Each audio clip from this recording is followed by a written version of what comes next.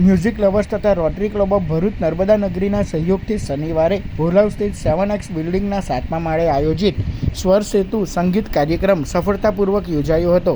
કાર્યક્રમમાં શહેરના સંગીત રસિકોએ મોટી સંખ્યામાં હાજરી આપી અને મધુર સંગીતની સુરીલી રજૂઆતોનો આનંદ માણ્યો હતો।